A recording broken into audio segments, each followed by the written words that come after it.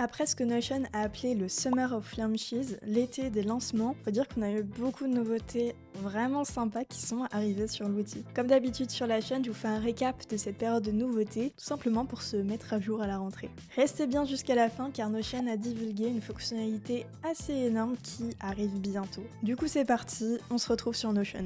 Bon, pour moi la grande star de cet été, c'est la fonctionnalité des graphiques. C'est une nouvelle vue de base de données qui va permettre de visualiser la data qui est à l'intérieur de vos entrées. J'aime bien cet exemple, c'est un petit tableau de bord qu'on a fait pendant les office hours de ma formation Notion, sur laquelle on se base sur un modèle de gestion des finances et à l'intérieur, on a mis une balance en format courbe cumulative, des barres qui permettent de voir aussi la balance mensuelle et en dessous des donuts qui tout simplement permettent de voir la répartition des finances, le budget restant, les dépenses totales et tout ça avec des données qui sont dans une base de transactions. Comme le graphique est une vue de base de données, on va le retrouver dans Dispositions. Et là où on pouvait faire une table, une chronologie, un calendrier, et bien maintenant on a l'option graphique qui est là. On peut configurer les axes, le style et même mettre des filtres comme n'importe quelle vue de base de données. Pour moi, les graphiques, c'est vraiment quelque chose qui va changer la façon dont on fait des tableaux de bord, dont on réfléchit les bases de données, et franchement, c'est très très puissant. Je pourrais épiloguer très longtemps dessus, mais je vous mets le lien vers la vidéo tuto que j'ai sortie sur les graphiques. Et on passe à la nouveauté suivante. Et cette nouveauté, c'est Notion Sheets. C'est un tout nouvel éditeur qui se trouve dans le menu Partager et dans Publier et qui permet de personnaliser assez simplement l'interface de notre page Notion. On va pouvoir charger une image d'aperçu, choisir un thème, mettre une favicon et personnaliser aussi l'entête pour que par exemple certaines options soient cachées ou affichées. Et aussi un truc intéressant, c'est que dans la navigation, on peut ajouter des liens vers d'autres pages. Donc par exemple, si ici dans mon CV, je veux mettre un lien rapide vers mon projet de modèle Notion, je vais pouvoir l'ajouter, tout comme l'organisation d'événements, etc. Et ça va vraiment faire un header de site web. Et également la partie SEO, donc référencement du site, est améliorée puisque quand je vais dans l'indexation par les moteurs de recherche, je vais pouvoir choisir le titre du lien et la description. En plus de ça, ils ont sorti quelques mois plus tard, 2 choses. La première, c'est que maintenant on peut mettre des liens sur des images. Exemple, ici c'est mon CV, donc j'ai ma photo et j'ai mon petit badge de consultante certifiée. Mais être consultant certifié, c'est un vrai titre approuvé, validé par Notion, donc j'ai envie de montrer que c'est du sérieux. Et bien, dans plus d'actions, je vais pouvoir ajouter un lien, je reviens ici, je le colle et hop. Et maintenant, quand je mets ma souris par-dessus le badge, j'ai une petite icône, il est assombri. Et tout simplement, en cliquant dessus, ça m'amène vers la page. Donc ça, pour tout ce qui est interaction sur le site, franchement, c'est assez cool. Deuxième chose, c'est que à présent, dans les boutons, si je crée un bouton, eh bien, je vais avoir la possibilité dans les actions d'ouvrir une page ou un lien. Et ça, c'était pas possible avant de faire le lien externe. Donc en cliquant dessus, assez simplement, on va me proposer des pages, mais moi, je peux aussi mettre un lien.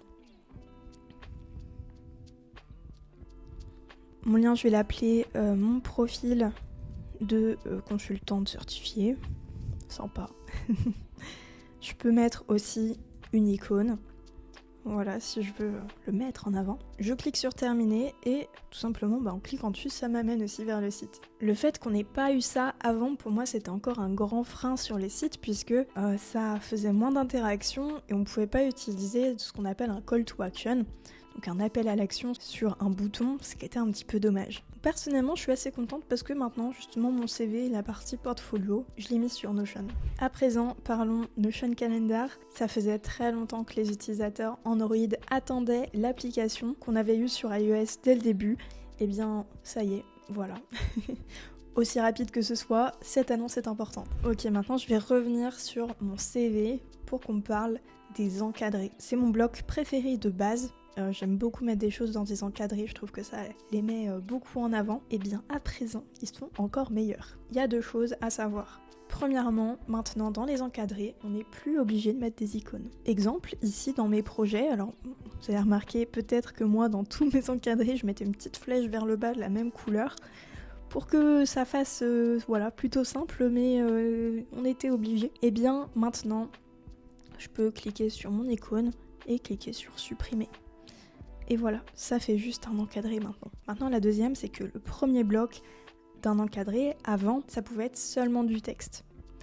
Ce qui était un petit peu embêtant et ce qui est la raison pour laquelle j'ai juste mis un petit espace ici pour ne pas avoir le « écrivez quelque chose » qui s'affiche. Et bien maintenant, quand je crée un encadré, hop, et bien je peux mettre n'importe quel bloc. Je peux mettre un bouton, je peux mettre un titre, une liste de tâches, peu importe, je peux tout mettre. Donc là, je vais mettre par exemple un titre 3 pour mes expériences professionnelles. Et voilà, ça me fait un petit titre super sympa. Et du coup, j'ai un encadré qui n'a pas de couleur de fond. C'est magnifique. Donc si on résume bien, je suis très fan de graphique et d'encadré. Voilà, c'est tout ce qu'il faut savoir sur moi. Maintenant, finissons les petites nouveautés mises en page. Ici, j'ai une image que j'ai moi-même croppée pour que ça fasse une sorte de petit rond irrégulier. Et bien, si jamais je pars d'une image carré, rectangulaire, peu importe, et que j'ai pas de base cette image qui est bien coupée. Et bien, quand j'ajoute mon image, donc là on a un carré, ce qui est évidemment moins esthétique, et bien j'ai maintenant l'option de recadrer l'image. Donc, hop, ici, alors je peux très bien recadrer de façon classique, mais surtout, ce qui est génial, c'est que ici sur les formes, je peux prendre un cercle. Et là, je me fais hop, le cercle qui va bien. Je réduis un petit peu la taille de l'image. Je vais la centrer dans l'alignement, ce qui était déjà possible. Hop, et j'ai quelque chose d'un petit peu plus sympa. Là, c'était dans le cas où j'avais une image que je voulais mettre dans un autre format.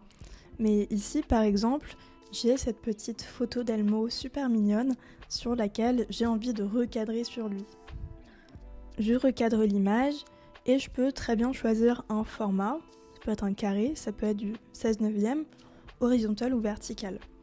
Et là, hop, disons que je veux me faire un petit fond d'écran, et bien je me fais le bon format, je centre mon Elmo pour qu'il soit nickel, j'enregistre et du coup mon image est bien dans la bonne dimension. La nouveauté suivante qui est arrivée cette année, c'est la page accueil. Vous allez la trouver ici dans le menu latéral, c'est la page donc, qui s'appelle accueil, et sur lesquelles vous allez retrouver une interface qui ressemble à ça, avec plusieurs sections préconstruites sur lesquelles vous allez avoir les pages que vous avez consultées récemment, vos événements pour savoir ce que vous avez à faire aujourd'hui, demain, après-demain. Vous avez vos tâches sur l'espace de travail et ensuite il y a différentes sections qui viennent vous aider à gérer votre quotidien dans Notion. Franchement, c'est une page très intéressante pour toutes les personnes qui débutent, qui n'ont pas forcément de page tableau de bord. Et ça, c'est vraiment une super option. Je trouve que c'est la page idéale sur laquelle commencer votre journée, puisque vous avez vos événements et vos tâches, ce qui est à peu près ce qu'il vous faut pour savoir quel sera votre agenda. Pour moi, l'un des petits points positifs, c'est aussi que si vous mettez votre souris par-dessus un meeting et qu'il y a un lien Google Meet, Teams, Zoom, eh bien on vous propose de les rejoindre directement. Donc c'est assez pratique quand vous êtes, je dirais, toute la journée sur Notion.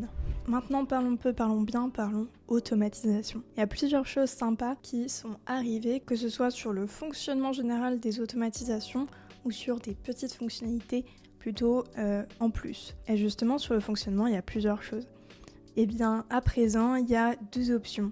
Soit c'est lorsque l'ensemble des déclencheurs arrive ou lorsque un seul des déclencheurs est détecté. Donc déjà on peut aller beaucoup plus dans le détail, dans le conditionnel pour faire ces automatisations. Maintenant au niveau des déclencheurs et des actions, on peut aller aussi plus dans le détail. Exemple ici, avant on pouvait seulement dire ajout de page, propriété modifiée ou alors aller dans une propriété en particulier et dire qu'elle était modifiée.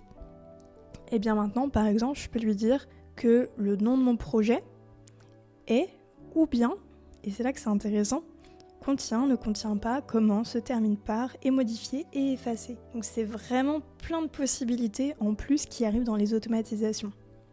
Je peux dire que par exemple, si mon projet contient Notion comme mot, eh bien, il y a certaines choses qui se passent. J'ai un petit exemple que je trouve assez sympa, c'est que ici, j'ai une automatisation qui me permet de dire que si le numéro de téléphone de mon contact commence par +33, donc là, ça va être +33 6 bref, eh bien ça détecte automatiquement que le pays c'est la France, puisque c'est l'extension qui est tout au début des numéros de téléphone. Donc là, comment ça marche ? Je lui dis, lorsque ces situations se produisent, le téléphone commence par +33. Alors, le pays est défini sur France. Ça fait gagner du temps sur la saisie. C'est vraiment un exemple, mais quand on a une façon spéciale aussi de formater peut-être des projets, formater les noms de ces entrées, eh bien, le machin commence par est super utile aussi. Ou finit par, enfin bref. Donc là, ces nouvelles automatisations, elles sont quand même super intéressantes. D'ailleurs, j'ai jamais fait de vidéo sur les automatisations, mais j'avoue que là, j'hésite un petit peu à me mettre dessus, à vraiment geeker le sujet pour vous sortir des cas d'usage vraiment sympas. Donc j'y réfléchis. Parmi les actions, il y en a aussi une nouvelle qui est arrivée au cours de l'année, qui est d'envoyer une notification à quelqu'un. C'est-à-dire que si je clique ici, je vais pouvoir choisir soit des personnes en particulier, soit des personnes qui sont dans une propriété. Par exemple, si y a un nouveau projet Notion, eh bien je peux dire que une personne spécifique, Lou, doit être tenue au courant. Et dans ce cas-là, elle reçoit un message qui dit il y a un nouveau projet Notion. Et ainsi, ça va m'envoyer un message dans ma boîte de réception pour que je sois au courant. Ça peut aussi marcher si on a des statuts de validation par exemple. En bref, il travaille vraiment sur les automatisations et c'est vraiment agréable. Pour moi, il manque pas grand chose. Ce serait bien s'il pouvait intégrer les agrégations et les formules dedans. Là, je pense qu'on serait vraiment au top du top et on pourrait faire vraiment plein de choses. Fonctionnalité suivante, la galerie de modèles Notion directement à l'intérieur de Notion. Alors avant, c'est vrai qu'on pouvait quand même trouver des modèles, mais c'était que ceux de Notion spécifiquement et l'interface était pas super pratique. Et justement, ils ont tout refait et celle qu'on pouvait trouver avant sur le site web se retrouve maintenant sur l'app directement. Donc c'est ici dans modèle que ça va se passer et on retrouve vraiment les modèles de Notion mais aussi de tous les créateurs. Je peux regarder dans certaines catégories comme les graphiques, trouver des modèles qui m'intéressent, justement celui qu'on a vu en début de vidéo, et du coup vraiment aller voir des modèles qui peuvent être souvent un petit peu plus complexes que ceux de base de Notion. Maintenant, on peut faire des suggestions d'édition dans des textes. C'est-à-dire que si je travaille en collaboration sur ce document et qu'il y a quelque chose pour lequel je suis pas vraiment d'accord, ou que j'ai besoin de suggérer quelque chose. Par exemple, disons que je suis en train de relire cette page et je trouve que cette phrase, elle a pas vraiment sa place ici. Et bien là, maintenant, je peux suggérer des modifications en cliquant là. J'ai la fonctionnalité qui s'active, on peut le voir ici. Et tout simplement, si je tape sur la touche de suppression, et bien là, on voit bien que mon texte est barré, il est en gris. Et en cliquant sur cette petite icône qui est là, je peux voir que Lou suggère de supprimer cette phrase. Tant que je suis en mode édition, je peux même ajouter des choses, comme c'est vraiment le meilleur thé du monde. Et bien là, c'est pareil, ça va me faire un petit commentaire sur lequel on voit ce que j'ai voulu ajouter. Et je peux interagir même avec des suggestions comme si c'était un commentaire. J'ajoute une réaction et si je suis d'accord ou si je suis pas d'accord, je peux accepter ou refuser la suggestion. Dans mon cas, mon document était super, ça je le refuse et ça je le refuse aussi. Et ça va revenir à la version d'avant puisque la suggestion n'a pas été acceptée. C'est un super outil de collaboration qui, à mon avis, va vraiment commencer, au niveau du traitement de texte en tout cas, à aller concurrencer du Google Doc ou autre, puisque ça c'était une des fonctionnalités assez essentielles qu'il n'y avait pas encore sur la collaboration dans des documents. Maintenant parlons IA, et on finira là-dessus avant la nouvelle fonctionnalité annoncée. Et justement sur l'IA, il y a plusieurs choses qui ont changé. D'abord, maintenant il y a tout un onglet qui est vraiment dédié à celle-ci, sur laquelle on peut retrouver même un historique de discussion. Ça rappelle un petit peu l'interface de ChatGPT sur lequel on peut voir aussi son historique et maintenant ça ressemble vraiment plus à un chat. Dans cette refonte visuelle, on a des suggestions mais aussi maintenant on peut ouvrir les accès à son Slack ou à son Google Drive aussi pour que Notion AI aille chercher des infos dans des Google Docs, dans des conversations sur des canaux Slack. Mais aussi, il peut aller chercher dans le centre d'aide de Notion, ce qui est plutôt pratique si jamais vous avez un petit souci, une question sur l'outil, vous pouvez le demander à Notion AI.